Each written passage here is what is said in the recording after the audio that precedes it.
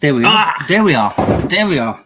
You just made it, just in the snip of time. I just need to move that way a bit. Yeah, all right. Just to get myself in frame. Into frame. Right. Calm now. Calm. Yeah.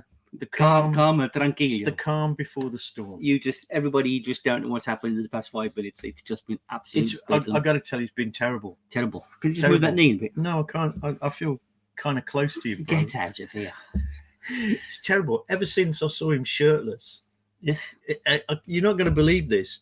Well, you probably will. That I think he's hiding the fact that he must have been asleep about 10 minutes to go. I wasn't actually. I wasn't. I just completely lost track of time. He looked like he was. Just completely lost track of time. I looked at the clock. Like, oh my God, I've got 10 minutes left. Ambling around shirtless. What a sight. Get back. Anyway, we're here. We got through all the technical difficulties for another Wednesday. Back for another program, another bit of a chat, a bit of a say hello. Got one of our regulars to bring on the stage. Yay! Mr. Eric J. from the glorious capital Eric of Lisbon. the Red. Cheers, Eric. Who has been sitting there backstage laughing his taters off, so to speak. I was actually waiting behind stage about 20 minutes before the hour. So were you really? He was honestly. I saw him. He was preparing. He was doing the vocal exercises, with the face and everything. That's so. I had to work out a little bit. His knuckles. I'm ready to go. Let's do it. Yeah, we did have Steve lurking in the background, but I can't find him now. He's gone. Maybe he just got old. He went. Did he go to the ether? The ether. Yeah. I have just noticed they've changed the interface on here as well, which is really, really, really confusing. It's confused me as well. So just let me have a sip of water and collect myself. Here he is. Here he is. Right. Steve. Now tell me about Steve. Steve, you know Steve. You know that face. Oh, yes. Steve. Our mate Steve. Let's bring our mate Steve on. Tonight. Can you hear us, Steve? And can we hear you? How's things? Yes. Everything okay? I'm sorry I'm a little bit late, but the laptop's playing up, so I'm just on my phone. So will we. Don't worry, because absolute chaos here. Yeah. You're going to have to move that leg in. I can't get my leg in. I'm trying to foot them. It's very manly around here. Right. Okay. Let's compose. You're gonna have to move that leg in. I can't get my leg in. These brotherly arguments here then developing. Right. What are we talking about tonight? Yes. A couple of things really. A bit about migration, immigration, and how to kind of keep things as we want them and be useful.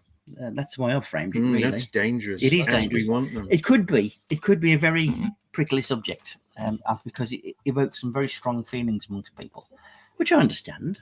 I really do. But I think it deserves talking about because there are lots of different angles on this. And one of my initial questions is and it's very sort of profound, is why are you here? Why are you here in Portugal? It's a question for the ages. It is. Why are we here? Why are we here? What are we doing? Well, what are you here for? I'm actually here for cleaning. And fun. And fun. Yeah. No, why am I here? Yes. How did you end up in this slow backwater of a place? Slow backwater.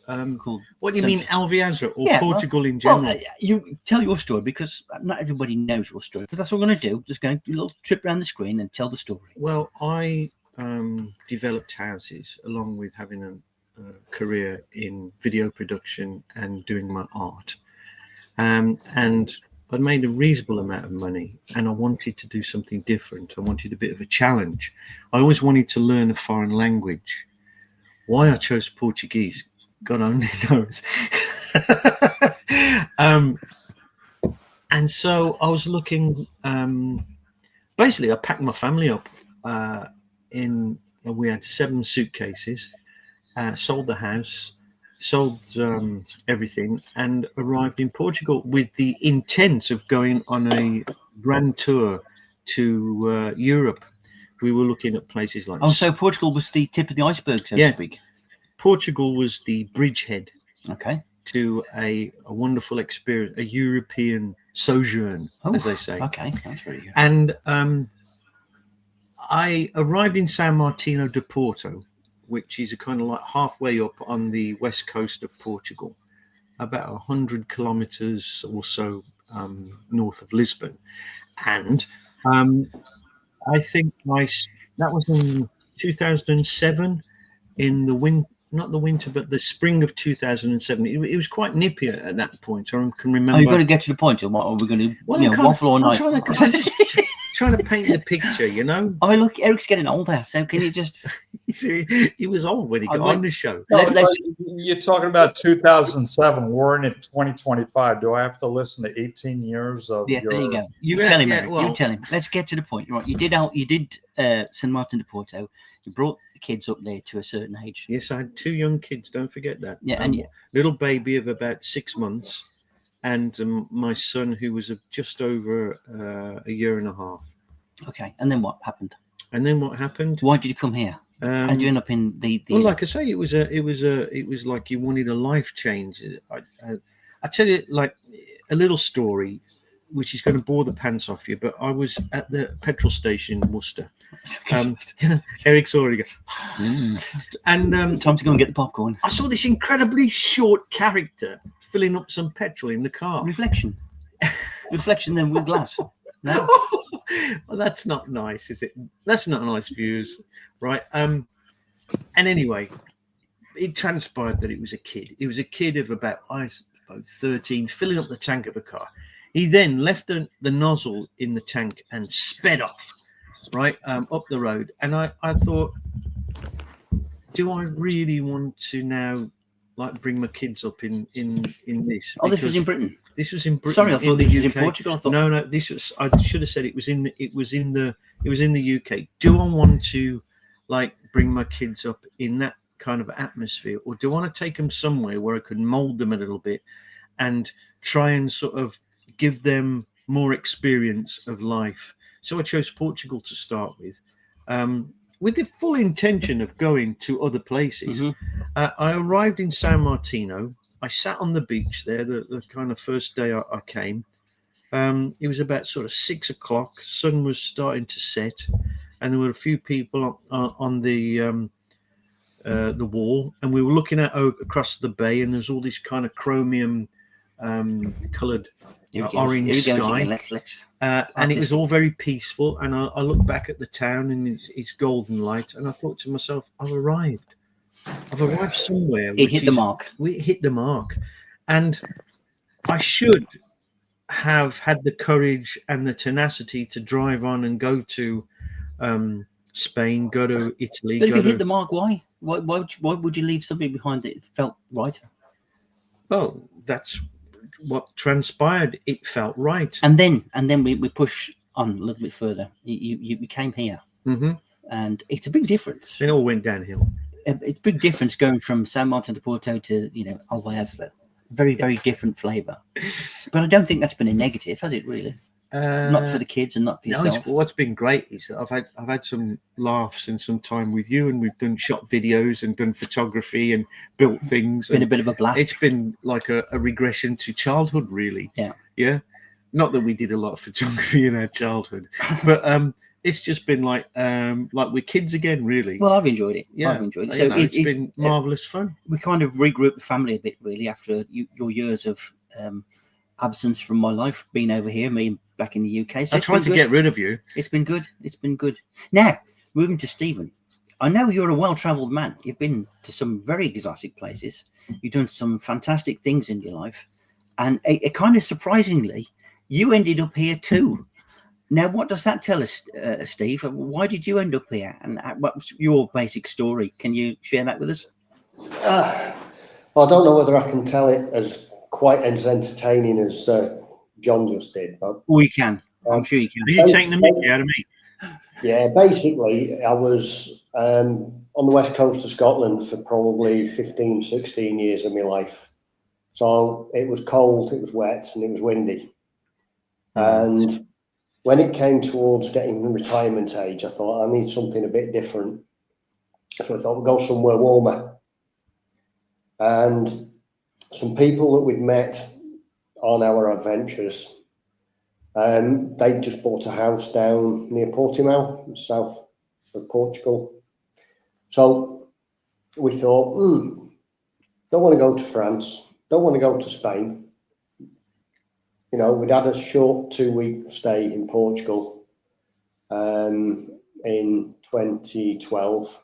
So we thought we'd give it a go. So we got on a plane, flew to Faro, hired a car for 2.5 weeks, stayed in our friend's house for the first night. And then basically it was like have a drive around Portugal. Between deciding about going somewhere warm and booking the flight, we had a look online at houses. So we had a few houses to look at. And basically we started off in the Algarve and we did Beja, Evora, the Algarve, of course, which, you know, that went out because that was just like Blackpool. So I don't want to offend anybody, but I do not like the Algarve. It's not nice. I don't like it. It's right for the right person. The M125 is just a death trap. Yeah, yeah. So anyway, we drove around, and it was like Algarve we definitely don't like. A couple of the houses around Evora and Beja we never found. Castelo Branco, it was too far away from the airports because we'd set a limit of 2 hours from the airport. We didn't want to go north of a line, basically north of Porto, or probably north of Aveiro. And the Silver Coast, São Martinho de Porto, etc., we couldn't afford it. So we ended up here in the middle of Portugal, almost literally in the middle of Portugal. Oh, it is really. Because we could afford a house here. We liked the countryside. It was a lot higher above sea level than I was used to. So my nose kept bleeding. But, you know, so that was it. And it was like, yep, we like this area. So at the end of the 2.5, 3 weeks, we flew back home and then we started looking seriously around the Tamar area. Again, couldn't afford it around Tamar and accidentally fell over this house. And that was it. And what we found is the neighbours didn't speak a word of English. We didn't speak a word of Portuguese. But yeah, really helpful people, really nice people. We like the quietness. And yeah, it's nice. I enjoy it. So simple. I mean, it surprises me the places you have been, because you've been to some pretty exotic places in your time. I'm used to go out on the boats and travel the globe, and you ended up here. I mean, that is a surprising sort of port of call for you to end up at. But I can see why. I understand why, because I live here myself and I know why. So it doesn't surprise me. It's a bit of a recommendation. It is really. It is. It is. You voted with your feet, and your feet were planted. Yeah, even when we were on the boat, though, sailing up from Grenada, going off up towards St. Lucia, the recommendations at the time were do not stop at St. Vincent. Yeah. So we didn't, because there were a lot of crime at the moment. There was lots of boats being boarded and people being beat up, etc., and even murdered. So we sailed past St. Vincent, but some of the anchorages looked absolutely amazing. But it was just one of those. Sometimes you have to go with the recommendations, and that's what we did. What about Eric? Let's come to Eric. I was going to go to Eric next, because no, I was going to Eric next. Now, come on, my show. Is it? You want to really make your own out of some paper? No, I was gonna come to Eric next, because your reasons are. But I was coming to Eric as well. Very rich. Your reasons are very, very different, aren't they, Eric? I mean, you are kind of the whole different end of the scale. Can I just have one point of clarification? Where did you end up, Steve? Because I'm not familiar with the end of your story.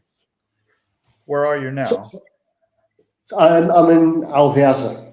Oh, okay. I didn't realize that. It's just sorry. It was like, I know the other two know where I am. So apologies, Eric. I should have said that. Yeah, no problem. Yeah, and I can't believe you're still where you are based on the fact that those two are still where they are. But that's all.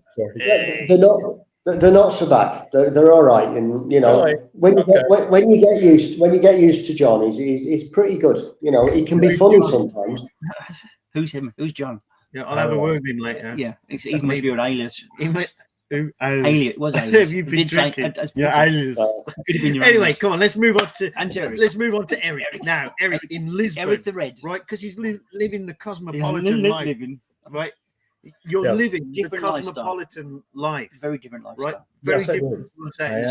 I am. I do. We're all very agricultural here. Agricultural. Agricultural. Yeah. Now, tell us about life in Lisbon and what it means to you. Well, do you want to hear my backstory? You just want me to get right to See, the. this is No, why not really. this is why I don't let him do it, because he just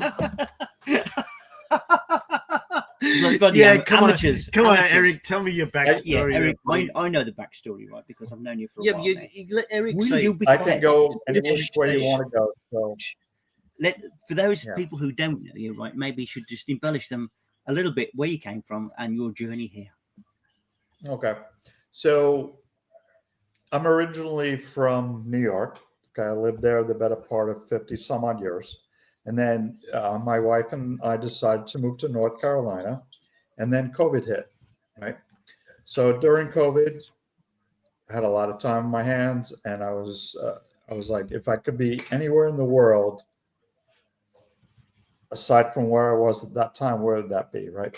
So I did my research, and Portugal continued to check the boxes. Boom, boom, boom, boom, boom. There was a bunch of other places, but Portugal was top. So long story short, my wife and I took three journeys to Portugal, in which we took a look at different areas, right? And we settled upon Lisbon. And at the same time, during that period, I met a lot of people, and some people know Carl Munson, some people don't. But at the end of the day, you guys don't know him. I'll introduce someday, but I would say at the end of the day, and I will give him credit that he was the catalyst for me to be able to get here, to meet guys like them. He had good, bad, or indifferent, and a whole bunch of other people, which made our journey a lot easier at the end of the day to get here. So we arrived in Portugal in latter part of 2023. So I'm almost up on 2 years being here. Ooh, Congratulations. Thank you, Congratulations. sir. It's been a relatively easy go, except for the bureaucracy of all that goes on in this country. But we've worked our way through it, and currently I live in the very center of Lisbon, and I couldn't trade it for anything in the world, because we often talk about when we lease an apartment here, but we talk about when a lease comes up and we have to go somewhere else. I don't know where I would go, because to me, I have everything. So to move somewhere else, I'm giving up something, if you know where I'm getting at. So it's a life that works for me. It wouldn't work for a lot of people. It would work for some. Love the city, love the noise, love all that goes along with it. So, probably not being shot at. Probably that's a big yeah. No, I haven't been shot at yet, so that's a good thing. Yeah. Yeah. Well, So that was going to be my next question. What are the main differing points from New York, North Carolina, and here? How would you compare and contrast? okay, well, New York, I lived in a suburb about 35 miles east of New York City. So I was somewhat insulated from the city itself. When I moved to North Carolina, I was living 2 miles outside of Center City, Charlotte. So Charlotte's probably the second biggest city in North Carolina, or maybe the first, because they tried to put Raleigh Durham as two cities, and they try and put them into one. But Charlotte's likely the biggest individual city in North Carolina. I lived in a neighborhood that was it had everything. It was safe. It was safe. It was all that. How do I put this? There were issues that came on later within the United States that caused Charlotte City Center to become less than the safe city that it was originally. But I never felt threatened by it. You know what I mean? It was not a big thing. Here, living in Lisbon, it's a piece of cake. That I know there's a lot of things being said about the safety of the city, and there's a myriad of things going on right now. I still don't feel threatened by the city. It's you be smart about it. You be aware of your surroundings, and you will love it in Lisbon if that's your thing. So when you say you'll love it in Lisbon, yeah, what will you love in contrast to where you came from? Where I came from in Charlotte, it was a nice transfer, actually. You know what I mean? It was like I transferred this to there, but there I was living sort of outside of the city. Here I live right in the middle of the city. So you're bang in the center of things. So it's like I love being in the middle of everything. It could be noisy at times. There could be a lot of activity, but to me, that's sort of the thing that I thrive on. So for anybody that is interested in moving to Portugal and you like city life, Lisbon's your thing. And I can talk to you about everything that goes on here, and I guarantee you'll love it here. So what would you say the main benefits are to somebody coming to Portugal? They look at Lisbon. What are they going to get out of Lisbon? Okay. First of all, I don't have a car. Okay. I count on the transit within the city. So you have the train, you have the bus, you have the trams, you have this, that. I can pay, what's my card? I buy a card that gets me outside of the city so I can go to Central, but 40 euros a month, I can ride the bus, the train, the ferry, anywhere you want. The only time that I generally take an Uber or a ride share or whatever is if I go across to the South Bank, because getting over there is not as easy. You have the restaurants here. You have there's theaters here. There's shopping very close. You want the water. The water is close by. I don't know what there is that you could be missing, honestly, if you lived in the city. I've got to add this comment in here from Jean. You'd have to expect it from Jean. Oh, of course. He's up by Porto, isn't he? Yes. Matacino. But that's an ongoing battle, right? Between Lisbon and Porto. It's been going on for years. So of course, it's a bit of rivalry, a bit like any other country, sure. In another city, town or whatever. Now then, I'm going to answer this question. What was the comment? The question that even when it comes to me to answer, why did I end up here? I'm so spiky. I'm going to let my video do the talking. Oh, wow. Time for the video then. It is the video, right? And this is something I probably should have done a long while ago, but it just kind of never came to fruition. But it has, so here it is. Let's try and get it in there.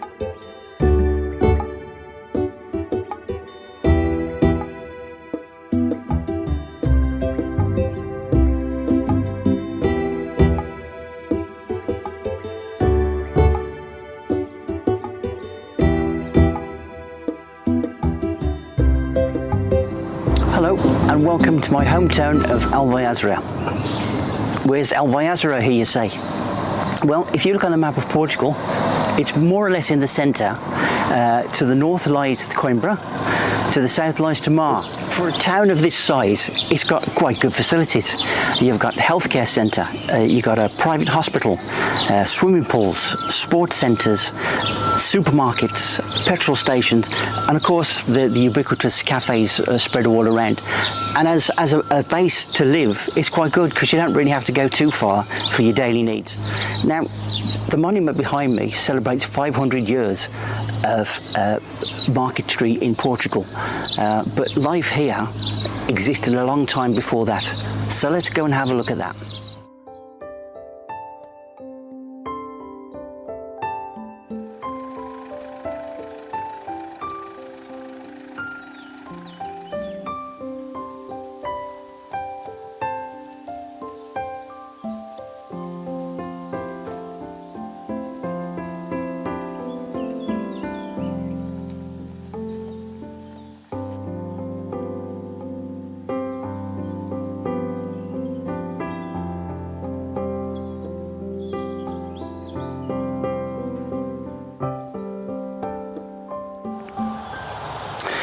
This, ladies and gentlemen, is a place called Rega de Murta. We're going back to approximately 3,500 BC. The original inhabitants of this land were probably nomadic in their lifestyle. They would move into an area, take some of the resources and move on to the next area. Now, the ideal aspects of this land is you have valleys, which were probably inhabited within the summer months, and then you get the Seago Mountains, which are high and highly defensible positions. But these people were probably the oldest possible traceable people living in this this district. But you can find evidence of this in the local museum, where they've got a fantastic display of bits and pieces found here, and it tells us a lot about the original inhabitants. So these people, the ancient people of these lands, probably the predecessors of the Lusitanians, lived here, farmed here, died quite happily for many thousands of years, until one day the Romans turned up, and that was set to change everything. It was set to change the way they farmed, what they ate, the way they lived, and a big massive cultural difference to what they were used to. So let's move on to that next. So we're not going to talk too long about the Romans. We all know what they did and how they changed the world. But here particularly, olives, grapes were developed, and that still is largely the case here. It's probably one of the major industries, along with newer industries like forestry, which brings in a lot of money. But just down the road from where I'm standing now, there lies an old Roman settlement. It hasn't been excavated, but it's supposed to be one of the biggest in the country. And this shows you the importance of the place where I now live, basically. It was a centre for exchange of messages, goods, posts. So it became an intersection for the whole country, basically, north to south. And that's how the town developed. So we've moved into the shade now, because it's blisteringly hot out there. Proper Alvaiazere weather. But we did talk about the Romans there briefly, and obviously the Romans did make a lot of changes. The next people to come along were the Moors, and this is where Alvaiazere got its name from. Originally it was Alvaiaz, which I'm reliably told means the land of the falconer. And you can tell in some of the architecture still there is that Moorish influence. And life was happy, and things have changed very little really as you move through the succession of the next invaders. You had the French and the Spanish, and right up to the Revolution, it's always been agricultural and rural here. But now, in the 21st century, that is beginning to change a little. So I'd like just really talk about that a little bit more in detail. Look at that, that's nice, isn't it? That's lovely, that's really, really lovely. Now listen, we've talked about the past. We've talked about the past. Let's talk about the future. Let's talk about Alvaiazere now. Now, while I've been here, which has been for 6 years now, I've seen subtle investments, I've seen changes. This very park where I'm standing now has had a multi-million-pound facelift, an investment to gain facilities, picnic areas, etc. We're having a new school built We've had developments to the main Prussia in the square there by the council houses. Subtle things have happened, and you know that is a good thing. That is a town on the up. It is a positive thing, and I always think that's great because you know there's a future there. So let's end on a high note. Let's end on a positive. Let's end. Alvaiazere is a great place to be.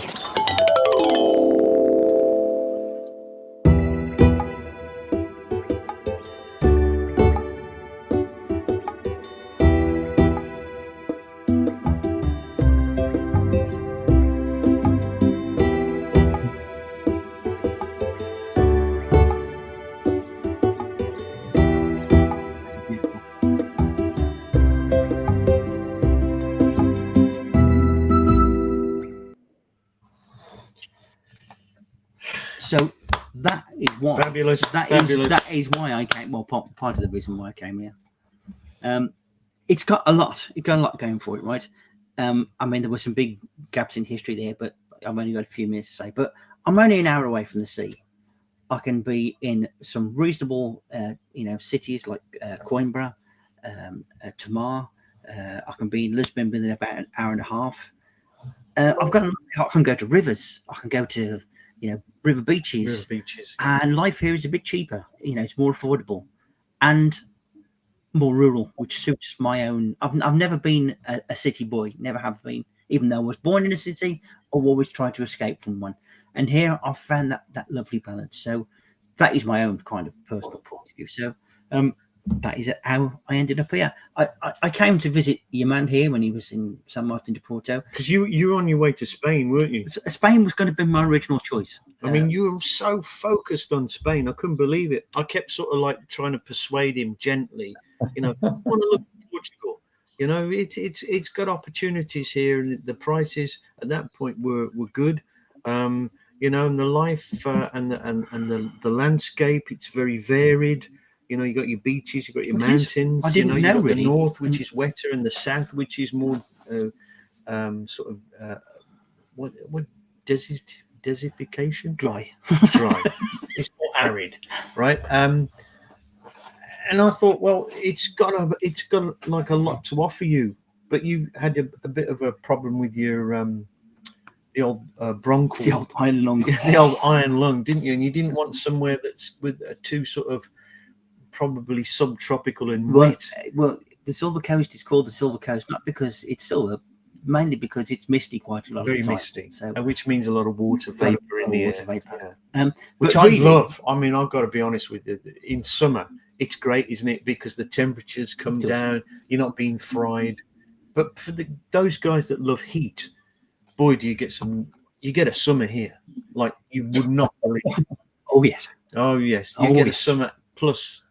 But you see, I wouldn't have known unless I clumsily, like Steve, stumbled upon this place that I know he's called pretty home, clumsy, isn't he? and discovered that there's all that around me in such a short space, and I only have to go half an hour down the road. The terrain changes. I go half an hour the other way, it changes again. So it's a lovely, lovely sort of place to live for options. And I still haven't explored enough around here, really. Yeah. Every week Kind of scratch the surface. Yeah. And I can go fishing as well. How's about that? We haven't been fishing for ages. Well, we need to. Actually, mind if you're fishing in this weather, don't we? Just be like a couple of boiled sweets by the side of the bank, wouldn't we? Boiled beetroots. Yeah. We're not that great at fishing, are we? Oh, I don't know about you. I'm pretty magnificent. Seriously. So for me, that was one of the draws. The draws, several big draws, really. Talking about big draws. Matron. So yeah. Yes, I think Eric's waving his finger. Oh yes, he's had the finger. Okay. Can I ask a question, Laurel? You certainly can, sir. Not to be terribly controversial, okay? But do you believe that the people within your community in Alvaiazere, they share the same belief that they would like it to grow, they would like it to be enhanced, or do they kind of like it the way it is, nice and quiet? It's all good. You know what I mean? Eric, I love you because you're taking me in exactly the direction I was going to go next. I've got a great input on this, but I'm going to let you go. No. If you've got an input, I'd like to hear input. Right. Sorry, Eric, to hijack get in Sorry, between. this But wasn't planned. I So. know exactly what you're referring to. I would say in Alvaiazere they're pretty welcoming, simply because the area, not so much Alvaiazere, but surrounding areas, they need younger people moving in. I mean, Steve's only 27, right? Yeah. They You, need you that. wouldn't believe it. He had a hard paper around mine. A hard paper round.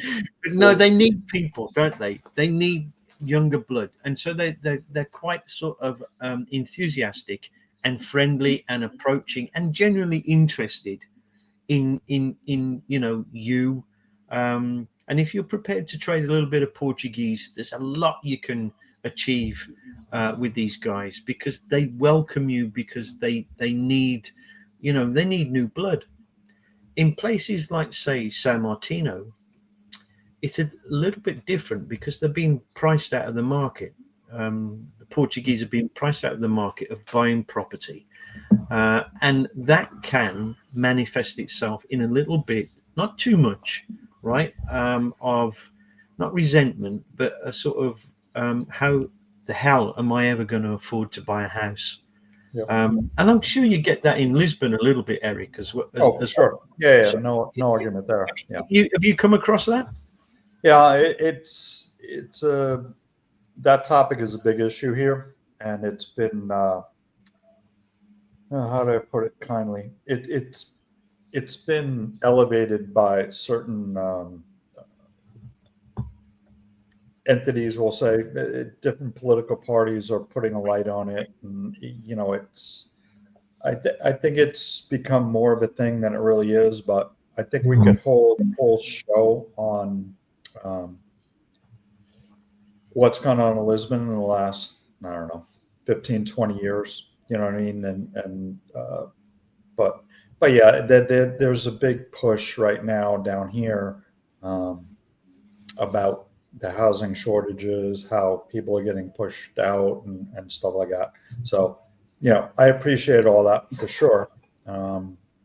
But there's also been the positive that's come from the fact that different people have moved in here and stuff like that. So, like I said, we could do a whole show on that for sure. You could.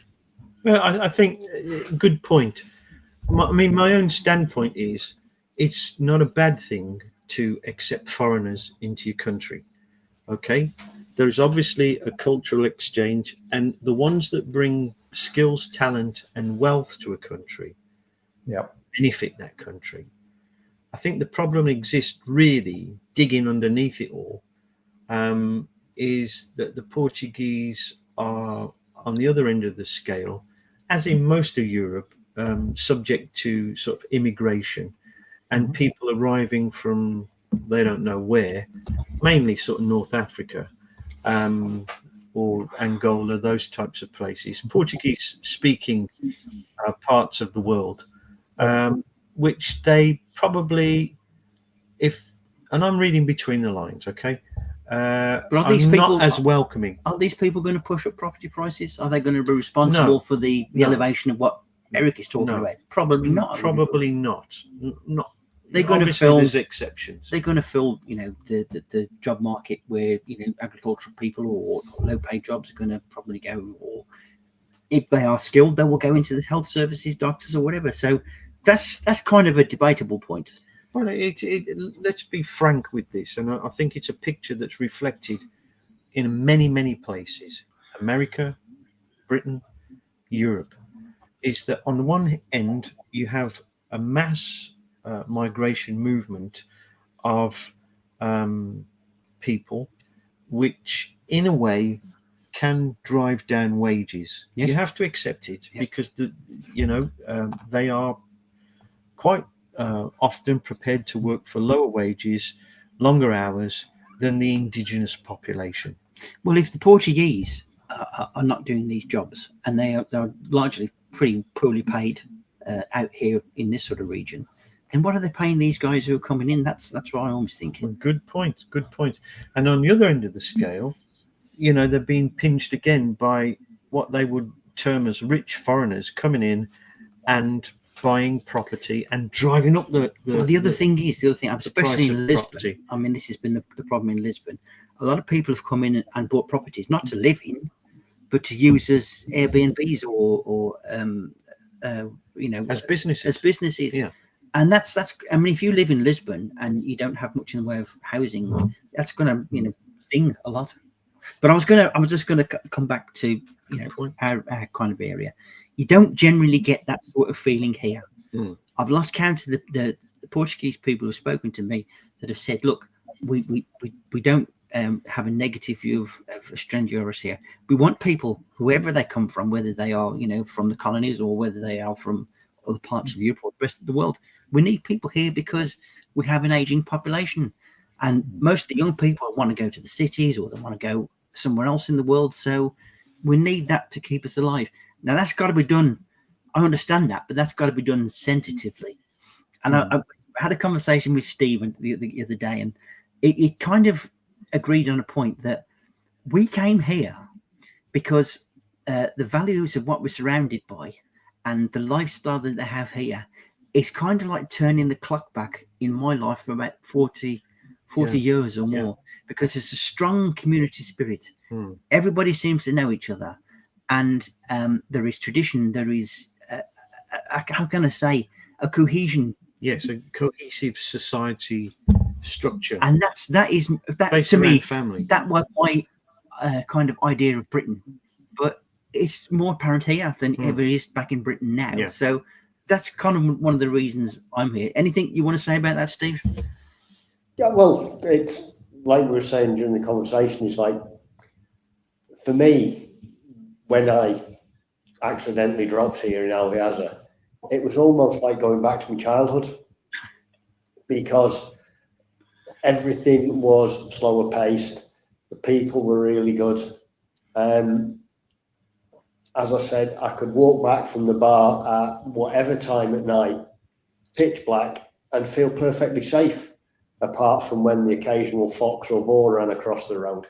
But then they tended to ignore me, or I was insensible to them occasionally. But yeah, it's like, what was that? And like, but yeah, it's great. And going back, touching to the Portuguese and welcoming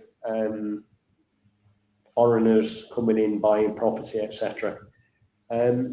I felt when we came in and we first bought the house and started knocking it to bits and redoing it, I felt there was a little bit of reservation from the neighbours. One, we didn't speak any Portuguese and they couldn't speak any English. And it was like you touched on a little bit there, Gary, John, that people sort of come in and either do the house up for renting, or they do it up, then they sell it and move on.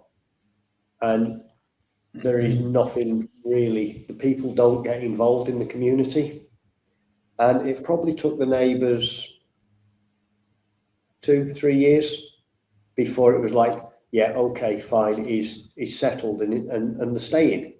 And then it was like, went to the neighbour, it was like he was doing his olives, and it's like, went over, it was like, one of the words I'd picked up was ajuda, help. And it was like, ajuda, offering to help with the olives. And he just turned at me and went, no. So I was like, and eventually I managed to I wanted to learn, then I could do my olives. And it was like, yeah, great. And it was like, yeah, this is what you do. And I still can't do it, but, that's a great thing.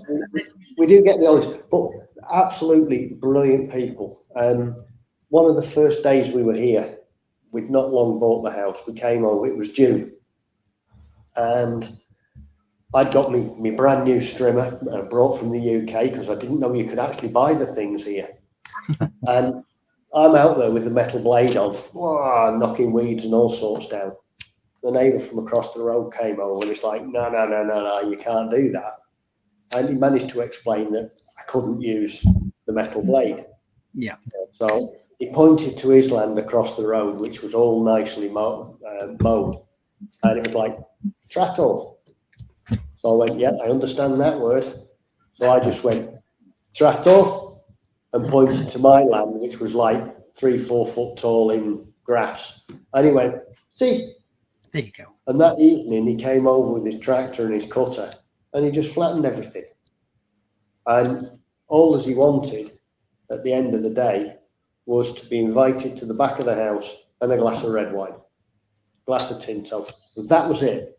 That was the payment he wanted. So how did the conversation go between you two when you were with your glass of Tinto? Probably with red wine, pretty good. Or you would, in your own mind, it would be, I'm killing this. Yeah. You very quickly learn like Tinto, and that's it. It's like Tinto. everything stops Tinto. Have you seen that one yet, Eric? It's usually that, isn't it? You ever seen this one, Eric? Back in Tinto. Yeah. You've got the idea there, Eric. See, it's always red wine. It's not green wine. It's not white wine. It's not rosé. It's Depends red where you wine. are, Eric. Depends where you are in the country. It could be. I've never been offered white wine. I have. Really? Yes, in your franchise. Franchise? Yeah. I've only ever had red. No, he gave me some of the white. He gave me some tomatoes the other day. Did he? Yeah. That's very nice of him. See, this is where the deals get done, right here. That glass, red wine. But if you ever want the best tomatoes, if you ever want the best tomatoes, I think in the world, they have got such great tomatoes here. Tomatoes. I'm sorry, Eric. Tomatoes. Yeah,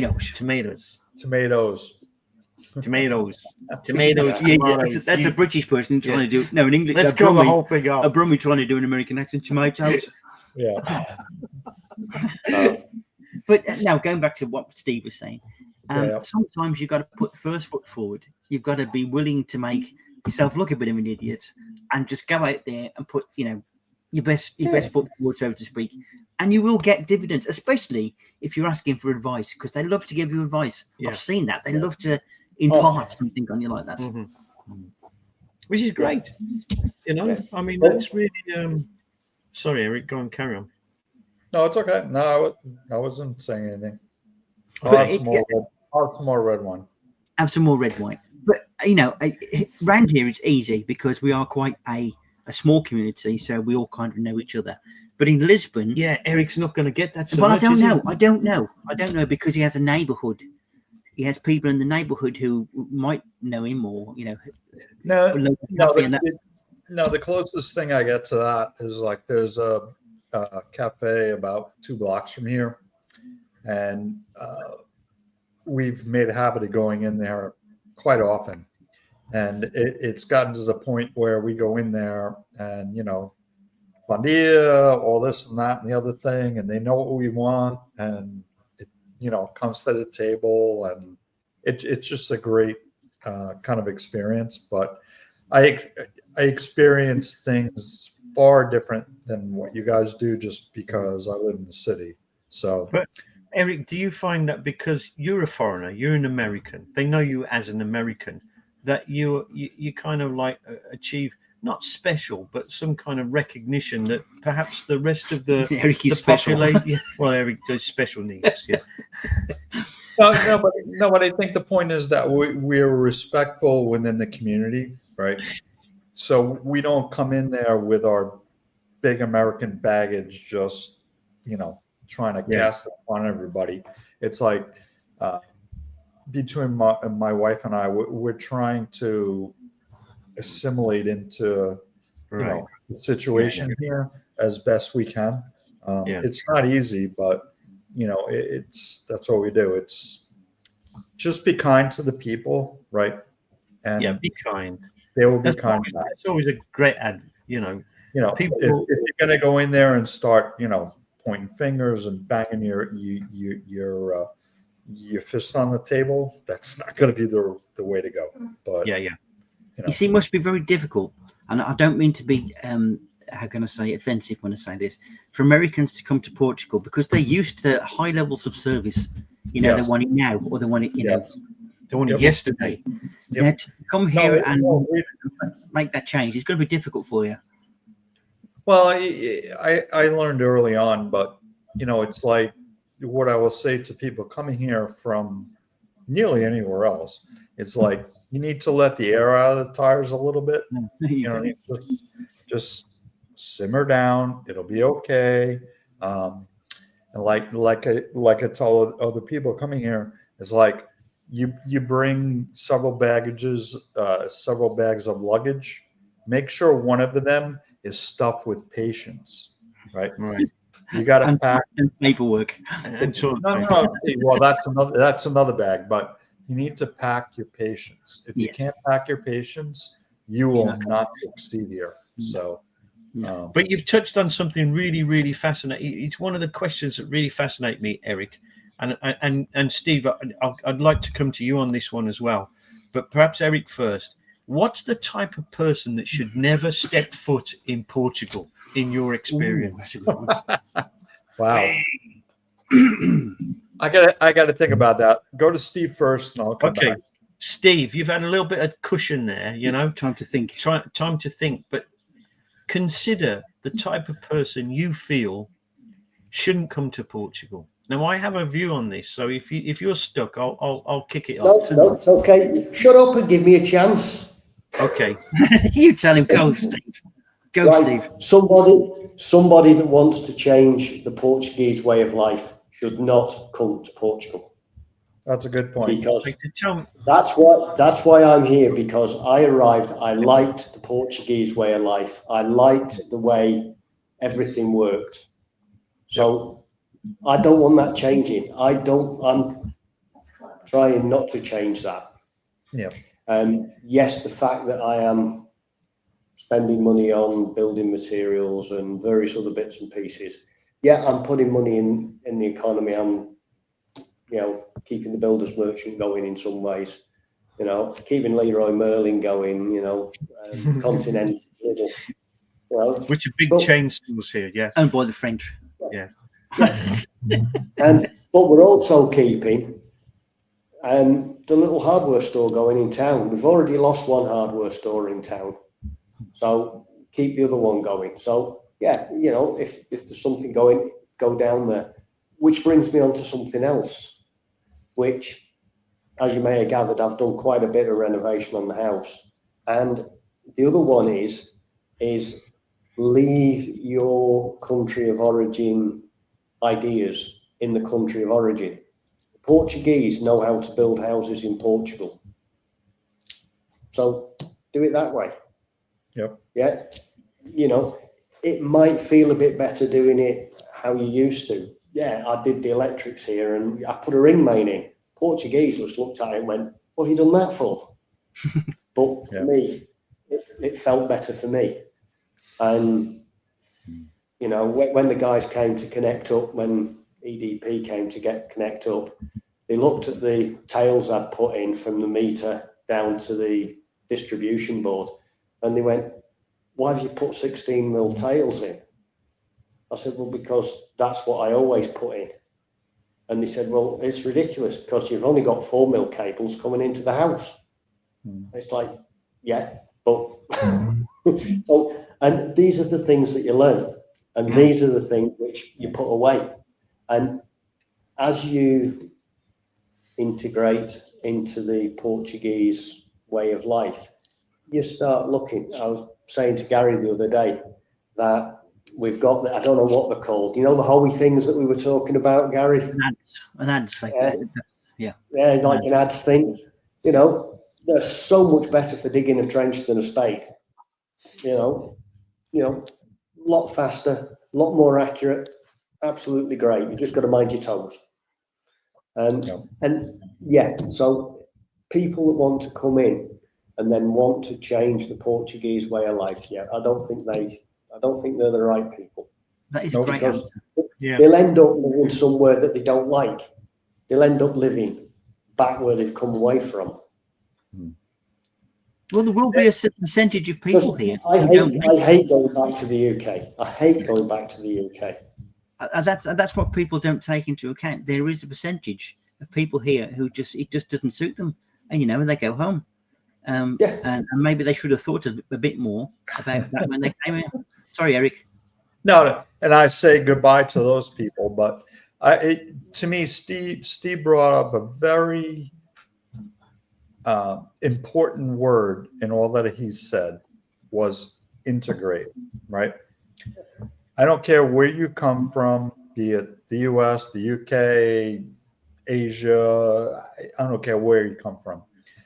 You need to leave your baggage at the door, right? And you need to come in here and integrate.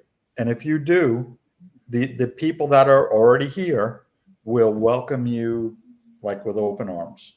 Mhm. Once you try and, come over the top and try and bring your beliefs or bring your practices or whatever, that's where they start pushing away, and that's where the problems start. But integrate is a very important word. Very much Thank so. you. Well done. And think this is going to be a contentious one to throw in there. Another conversation that Steve and I had is that the age bracket that we come from, everybody on this screen, we're not spring chickens, are we? Well, I'm younger than you. I am. We have a different outlook about community and the importance of that, but also money, and how we present it, and what we buy, and we were talking about the terms of like old money, new money, and the difference between the generations. It seems to me, wrongly or rightly, that from my generation, people did have money, and there are exceptions, but they didn't tend to flaunt it that much. It was quite subtle. But now you're in an area where people have got money, and they want to show you how much money they've got, and they want to show you they got the car, the house, and it becomes a competition. Now, in an area like this, that is not going to go down very well, because it will very quickly annoy people. It will get you a bad name. It will, you will not integrate with that sort of character. Right. So maybe it's an age thing. Maybe places like where I live are for people of our age bracket, because clearly the youngsters here get bored and go off to Lisbon or where else. So that is kind of a factor we've got to think about here. There are different sort of needs to different people, but people who come here, like you say, who won't integrate, whether it be Porto, whether it be Lisbon, whether it be Alvaiazere or wherever, will not ever get the full experience. They will miss a huge, massive chunk of life, the real life here. Yeah, that's a great point, because you talk about the Portuguese experience. Many times, it's really quite a high proportion actually with Americans. So research suggests that as much as 40% have trouble kind of enmeshing themselves in the cultural and social life of Portugal.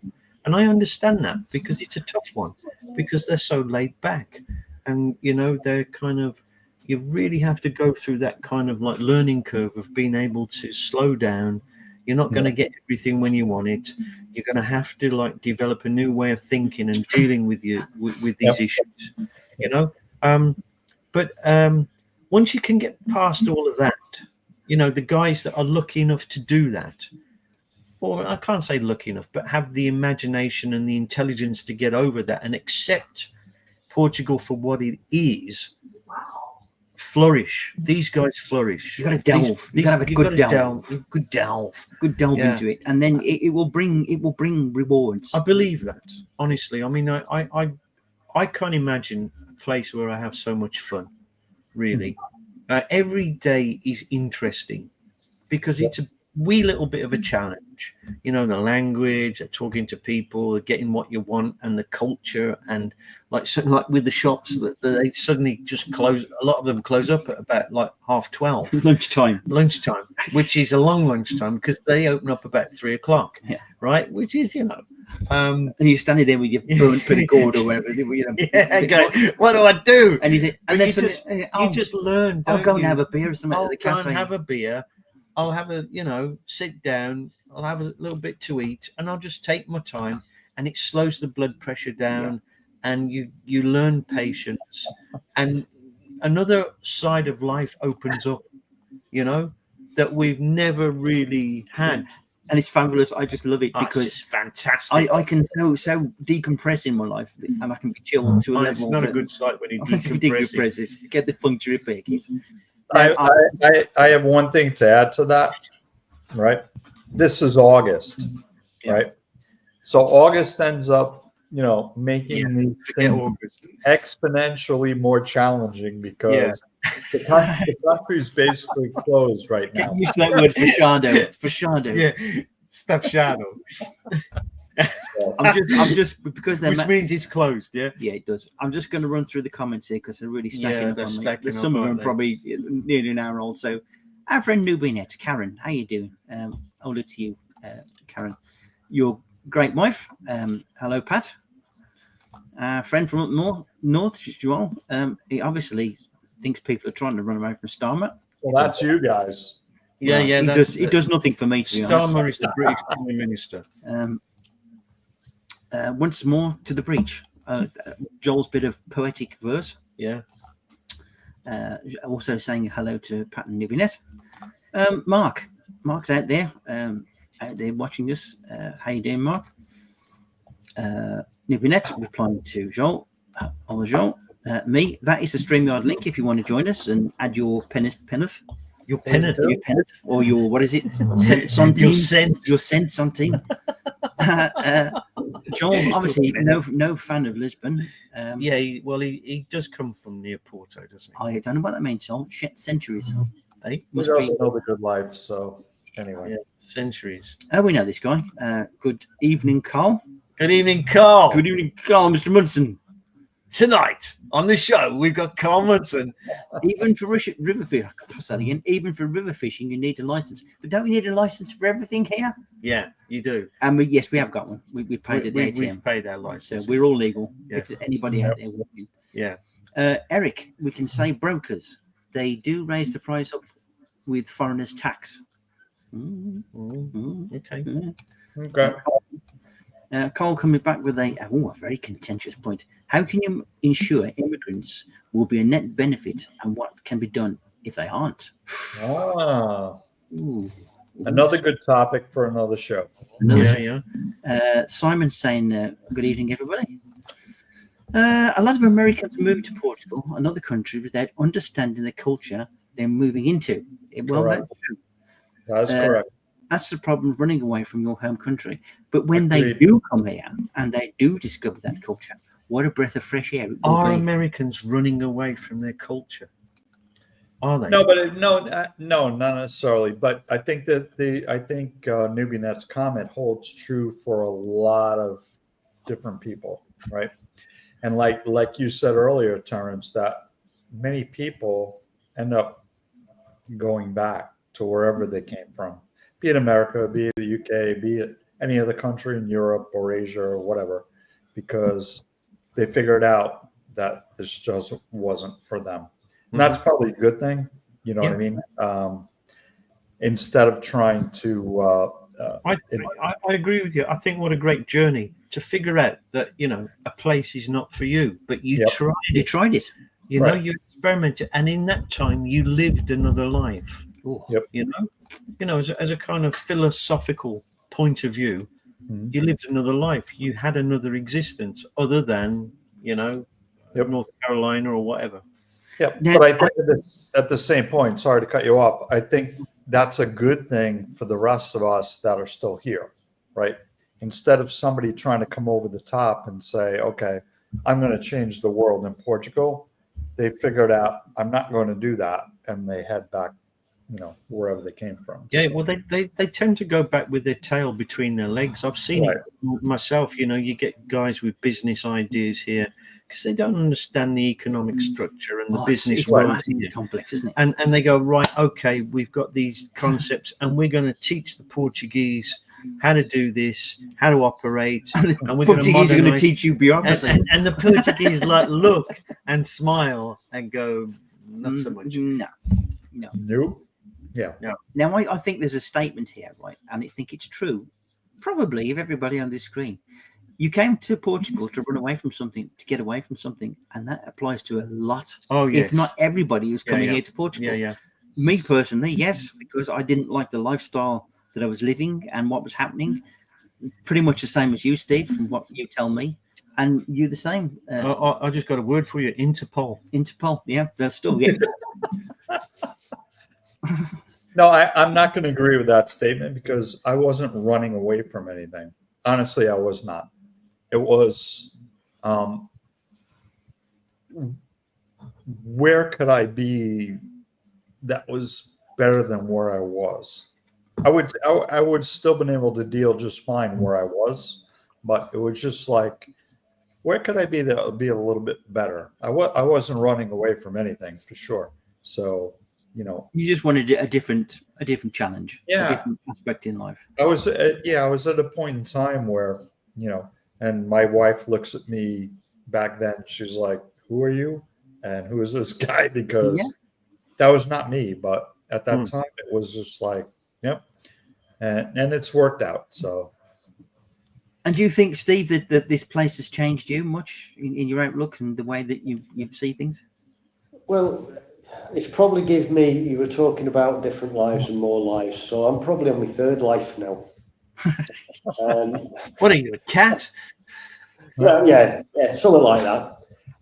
But yeah, it has. It's a completely different life to what I was living previously. Because, like I say, I tend to split my life up into little bits. 0 to 20, I was just messing around, being a young idiot and what have you. 20 to 40, I actually worked.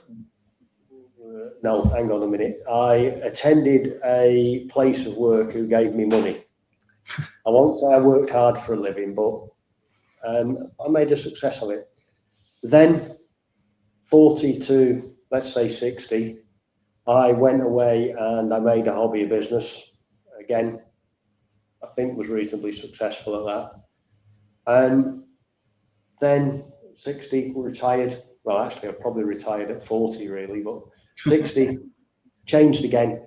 And I'm on now, 1, 2, 3, probably fourth go. 60 to 80 now is, I don't know what you call it here. It's certainly not retirement. No, it's not. It's not. It's not retirement, but I've learned so many different skills. Yeah. And it's like John, Terence, whatever you want to call yourself. For Chinese. You were saying earlier, you learn different things, and you've got to learn something new every day. And it's a less hectic lifestyle. It's quieter. Yeah, for it's sure. slower. It suits me. I'm a Lancashire lad, so it's like, fine, nice, done, dusted. Call a spade, and you're away. Steve, do you ever feel the call to return to Lancashire? No.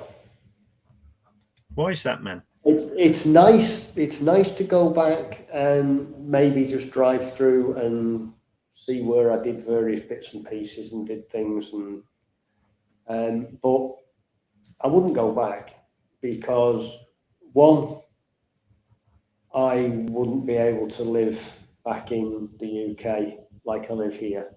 Yeah. Like today, we decided it's going to be hot again this afternoon. We can't go and do any work in the land because we can't use any machinery. That's the fire risk, isn't it? Because of the fire risk. We're not allowed. In fact, one of our friends got well shouted at on Saturday because he was trying to use his hole borer. And one of the neighbours came over. It's like, whoa, no, in no uncertain terms, turn that thing off. So it's like, right, okay, what we're going to do? Let's go off. And we went out for lunch. And a really nice lunch for the two of us. It was €45. And that was 2-course lunch, beer, coffees, and I'll give them an advert. And it was Praxis in Coimbra. Really, really good. What was that again? Praxis in Coimbra. In Coimbra. In Coimbra. Praxis in Coimbra, yeah, absolutely cracking place. And the refurbishing half of it, so there was only the restaurant bit open, but it was full. Well, my son Ben's told me about that place actually. Yep. Yeah, it's the beer. I tried one of the IPAs, It was like nothing I've ever tasted before. It was really nice because I don't really do beer. Did it taste like nettles? You have lumps in it. I don't know what it tasted like. It was nice. It said it's a unique taste, and it was nice. Even Chris liked it. Well, Steve, we've got the beer festival coming up soon. Whoa, come on, man! At the end of this month, there'll be plenty of that stuff going on. What date's that? That is the 30th of August. 30th of August. Is that a weekend? It's on a Saturday, I think. I'm right. I've been wondering why Mr. Pete Leach has been very quiet, because normally he's vociferous and normally telling us what's going on. I know he's been busy, but obviously tonight I think Tottenham must be playing. Really? Yes, I can see a few football scores there. So let's have a bit of an update. Let's go back here. It's right. It's 2-0 up with 10 minutes to go, and Blooming 2-2. So obviously, there's whoever they're playing has scored. Who the hell are they playing? I don't know. Some losers probably. It's 2-2 anyway. It's gone to penalties by the looks of it. Now he's been talking about integration. Peter's gone feet first into this, and has been working 4 days, 18 hours at the local festa, and he's well known, lad. I saw some pictures today. I wish I could have showed you. I haven't got time to load it. Maybe next week of what he's been up at the festa. So, what is it? Shit! Oh shit! What is it, Pat? Don't know what Pat's done, but she's not happy. She's having a bit of trouble there. So she actually poured red wine on herself. I've got a word for you, Pat. Imodium. Wow. I've lost it now. Obviously, Pete's very tense. Nubinette throwing another one here. You read this one because I'm getting a bit hoarse. My American Californian culture is more laid back. I hang out in cafes and the bar in my building before I go home. I also do things with my family. I just want more of this in a different place. Well, Nubinette, you've found it, sweetheart. Also, without having to work overtime to afford it. Well, it all depends what you do, doesn't it? Yeah. For work here, because I think if you're a bit of a digital nomad, glad you said that. I'm glad I said that because that's digital. You've got some good options. If you're dependent on local employment, they're always going to favour through their family structure, of course, family members. Okay, you've got to realise that. That's the way it is. But if you can bring something new and something happening, and something international, as a digital nomad, you may well find that is the way to go. But I think Nubinette likes France as well. She does. But that's not her fault. Let's not hold it against her. No. Looks like things aren't going too well in the Tottenham department. No. Expletive. Obviously, it's gone very, very wrong with Tottenham. It's a bit like being a Birmingham supporter. Anyway, he reckons it's grim up north. Always good to remind yourself occasionally. Well, is that like a British comment? No, that's a Southerner's comment against a Northerner. Yeah, which is a British thing. Yes. Yeah. As soon as you pass Watford, you may as well just crack open the skag. Contentious point there. I would do it the other way around, but there you go. Yeah. Well, Pete knows a lot about that, doesn't he? Okay. He's got a good knowledge of that. Yep. Now, going back to sensibility, right? We talked about this culture and this ambience that we love. I don't think the French have a word for that. I don't think the French have a word for ambience, No, I don't think they do. And how precious that is to us. But as we know, with immigration, if you shove too many people in an area too quickly, that can vastly change the balance of things and cause some very negative effects, especially from the local population. So on a sort of a more national scale, how do we avoid that? How do we try to lessen the effect of our presence here? I mean, our footprint. So we're going to go around the board and ask for ideas and how you would handle that, because it's an ever-present threat. But the flip side of this is, if we don't come into these areas, especially like here, and the people get older and the children move away, then it's going to get smaller and smaller and smaller. And what we love, like it or not, will gradually disappear.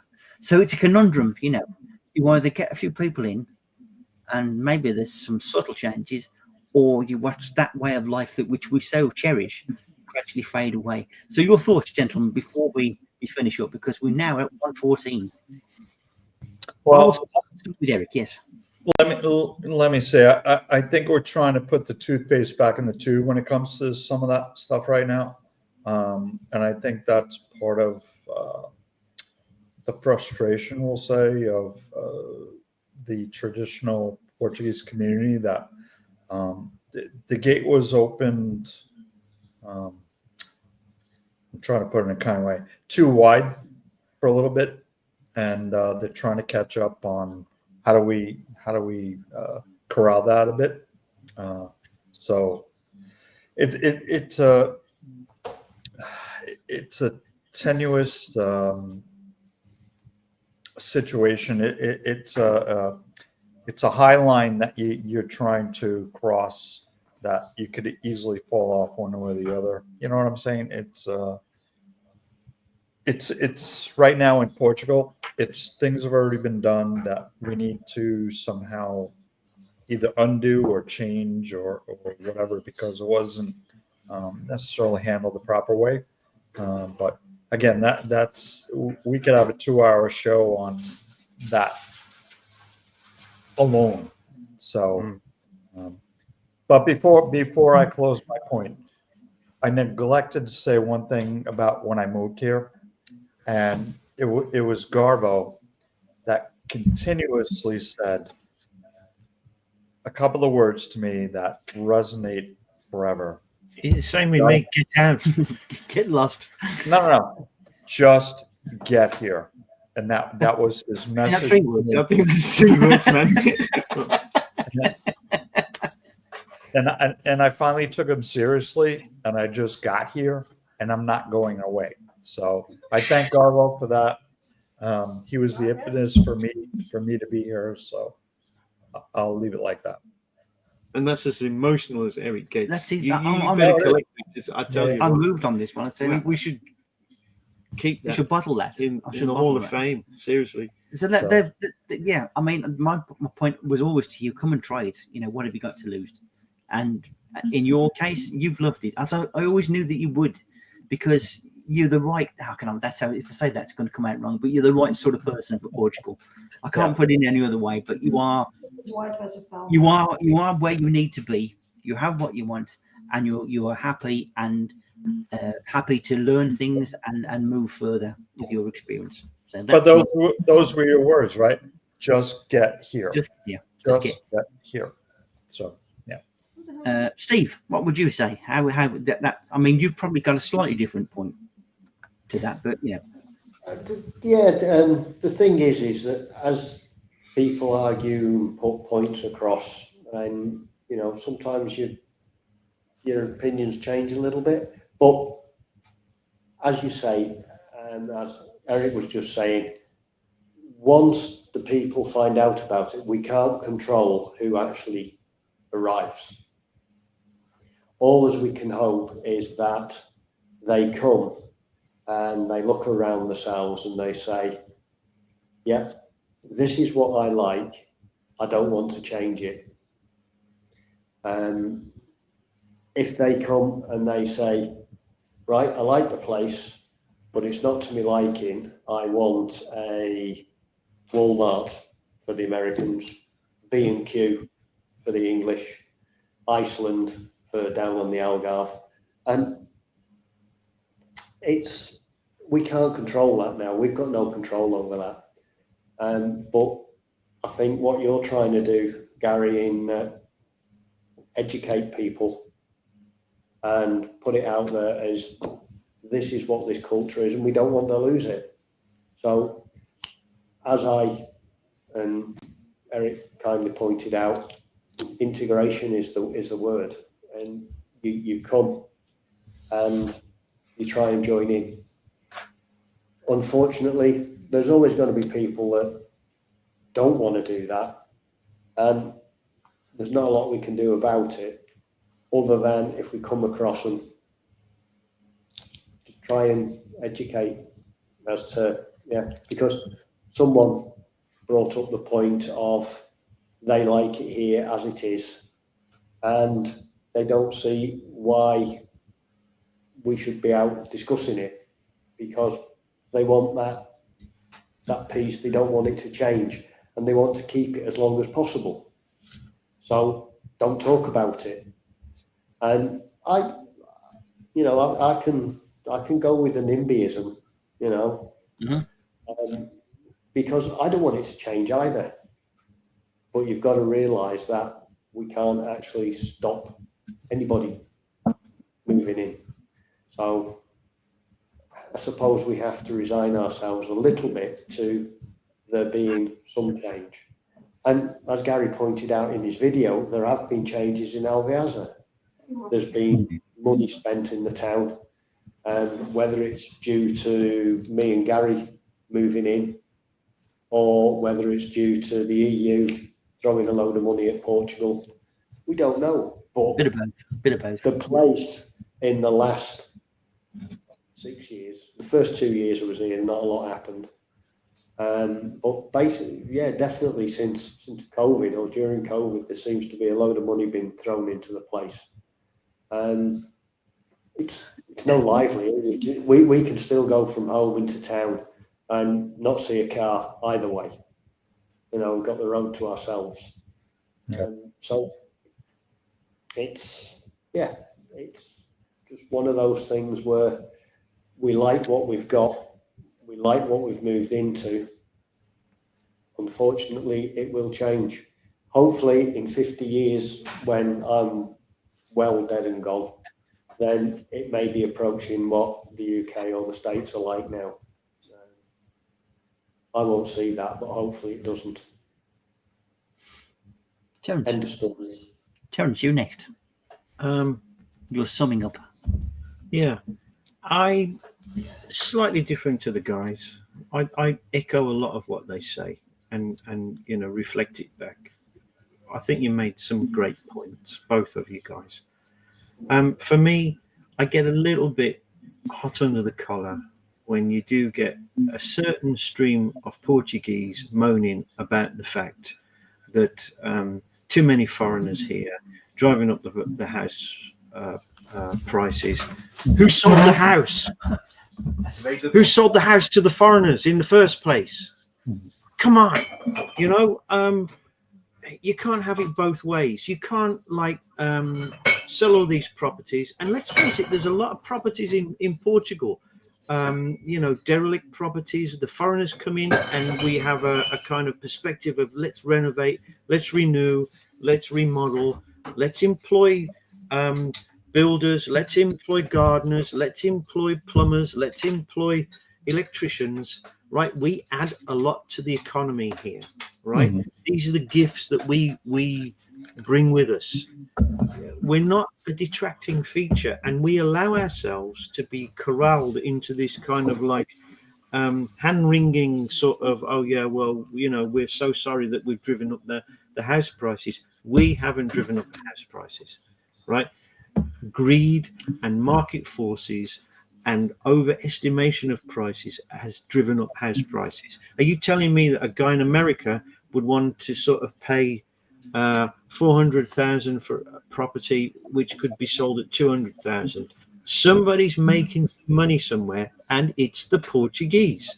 Certain sections of the Portuguese society, admittedly, right?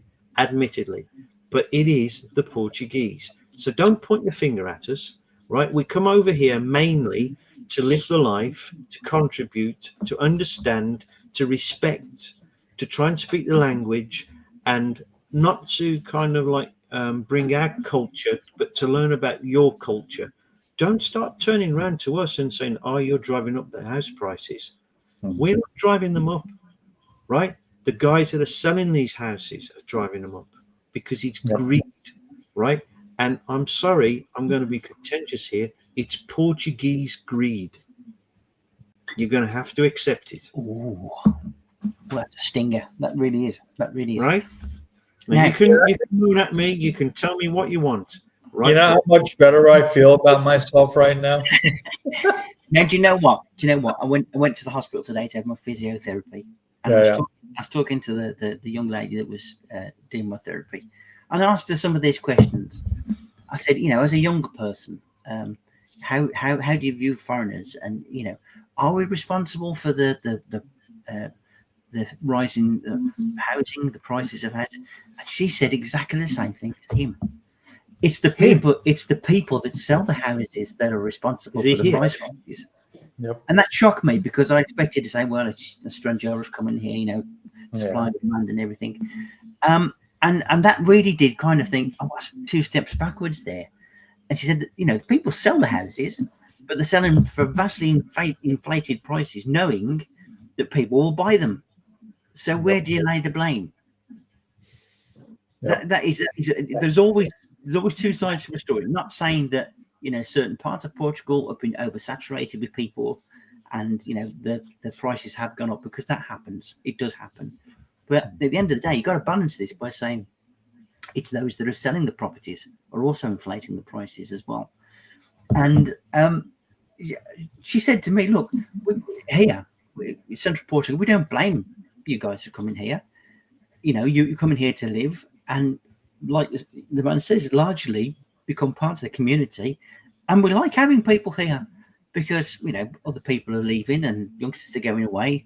I said, why do young people leave here? I mean, there are many instances where they come back and want to come back. But she said, well, if you're a young person, why would you want to stay in an agricultural community when you are young and energetic and, you want to go away and study? Maybe you want to go work somewhere else and see the world. A lot of them, they don't come back because they've had a taste of the good life. Now, in maybe the last century, that never happened because, the dictatorship and everything, it was more confined. So you haven't had that sort of awareness of what's outside. Yes, there has been migration to other countries, etc. But I think the market and consumerism is starting to eat into the Portuguese way of life. You can see it happening. So maybe the youngsters on their own, without us, will naturally change what happens here. That's the way that I see it. But how do we preserve it? Yes, if you are coming here, respect the people around you, learn, immerse yourself in the culture, try the food, try the wine, definitely, because that's pretty damn good stuff too. And, don't get hung up on things like you used to in your own country. And I always say, once you've learned the Portuguese shrug, you're halfway there. And the Portuguese, we've got a problem, an insurmountable problem. And that's the way you deal with it. Yep. So it's not an inevitability, but I think like through education about where you're moving to, if we can have more conversations like this and let people know where they're moving to and what's kind of expected, then you might get more of there I go again, the right sort of people for that area going there and not causing as much negative reaction in the local population than people coming there, I'm going to do this and we're going to change this. And we don't want that. We don't want that. And I keep hearing it, right? And I'm going to finish my comments on this, right? And it does make my shoulder twitch, and I get that, thing going up back. You get a lot of trouble, don't you, with your shoulder? Yeah.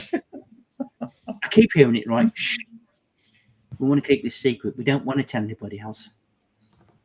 Now that's kind of like, I understand it, but that kind of limits a whole lot of other things. It limits other people. It limits the Portuguese economy around them. Like, because when we come, as we've discussed, it produces a bit more money in the economy. It produces, jobs, etc. And who are we? Who are we as people to decide what happens to the Portuguese around us? How can we, be so negative to say it's just for us? We don't want anybody else. Yeah, I can't go with that. I never can. Right? You come here knowing what's expected of you. You come here to integrate. You come here to learn. Just eat it, drink it, smell it, taste it. Right? Live it here. You follow those rules, and you'll get an all right. But no, we can't kind of tell other people not to come here, and we can't deny giving the Portuguese a chance of being a little better off, because a lot of Portugal is still very, very poor.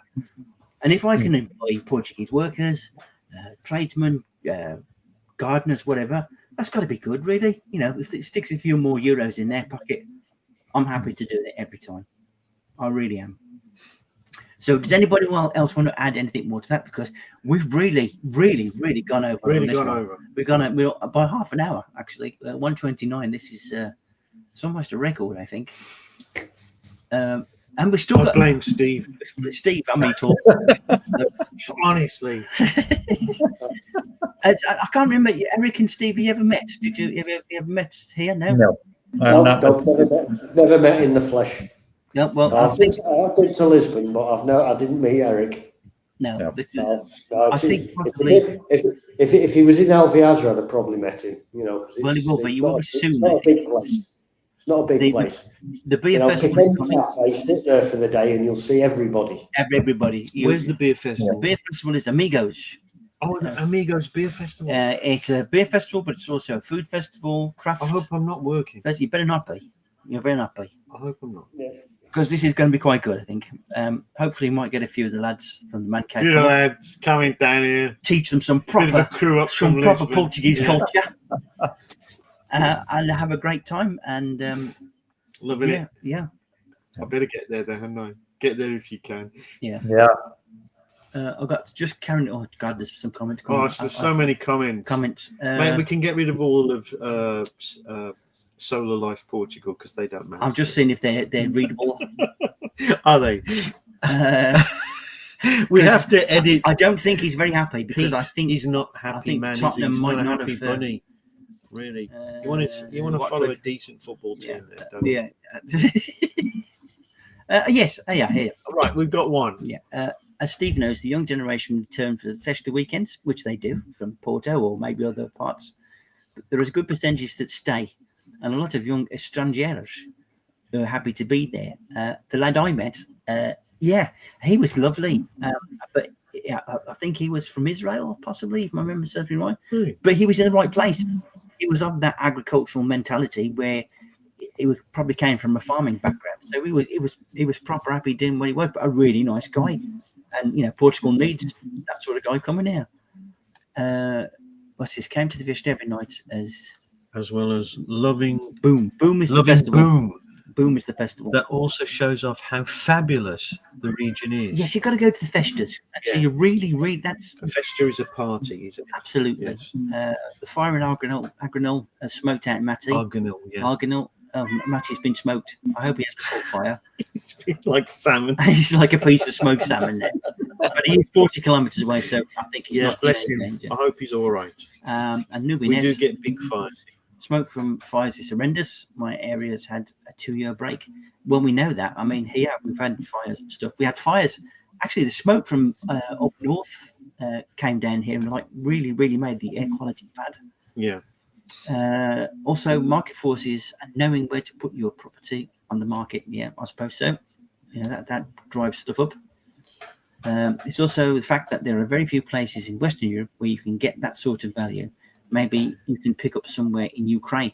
I think now one of the cheapest places now in Europe. Coming from One of the cheapest places in Europe now is Bulgaria. Is where our friend Norman has gone. Yeah, 50 degrees. Yeah, he's been frying. I mean, can you imagine a Scotsman in 50 degrees heat? Oh, dear. And Wearing that sporran. that woolen kilt. I bet that sporran's all frazzled and everything. Yeah, I bet that's the only thing. That's not the only thing that's frazzled.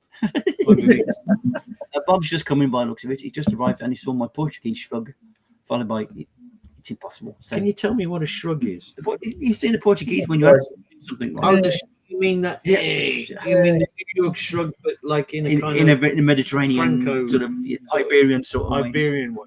Yeah. Simon is saying, Eric's message, go for it. Break from the Preordinations nations of your native countries for once, for one that favours and savours happiness and enjoyment. Well, It's a bit poetic. that's lovely. Well done. That's lovely. Preordination. Preordination, and what is it? Savours happiness and enjoyment. Well, I like to think that's what we get here. I get a decent life. I'm happy. I'm not stressed. Happy, aren't we? Yeah, well, I am. I don't know about you. What about? Come on. You know I'm an emotional guy. Yeah, very I emotional. cry at the drop of a hat. Yeah, okay, whatever we say. So, yes, unless we've got anything else to add to that. I mean, we could go on all night by the looks of it. We've really bust the record on this one. It's been a great conversation. Yes, We've had a continued stream of people watching us, which We is have. nice. A nice load of comments. What more could I ask for? yes, exactly. Well done, guys. So yeah, Well done. yeah. Yeah, Thank you Steve, for joining us. Brilliant. Great comments from you all, Yeah. and a good Eric, conversation. brilliant. Yeah. Thank you. So I hope to see both of you pretty soon, to be honest. And keep yourself safe, keep out your heat, keep yourself hydrated, and just do the Portuguese way. Yeah. Oh, last comment coming here. Is it from? It's Simon. Yes, I'm still free. Kept me nose clean. Well, good. Lovely. I know he's having a bit of a trial at the moment. Is that Simon? I wish he'd just come out here. I'm going to say it again. Just get here, Simon. Okay, just get here. I mean, Simon. Where is he? Simon, I think Nottinghamshire, if my memory serves me right. But he likes farming. He likes growing stuff, and Right, he's just going to take off here. Seriously, Man. he'll rock. He'll get grow. like, you just like 4 or 5 crops. He'll here. get out of bed and roots will fire out of his feet. That's the sort of things that happen. I'm going on a bit, aren't I? So okay, guys. You're going over the top. I am going over the top, but I'm just trying to cover the comments. So once again, thank you everybody for attending this. How would you phrase this? Not a meeting, think tank of ideas. And, Think tank. Yeah, of viewpoints. It's a bit strong, isn't it? Yeah, whatever. So, guys, I'll let you go back to your corners of the universe. And, Get back in your corner. in your corners. And I'll cut the stream here if I can. Press the button and say good night to you all. Good Everybody night. watching. Thank Good night, you. viewers. Thank you. And I'm going to press that red button there once. I'm going to press it again.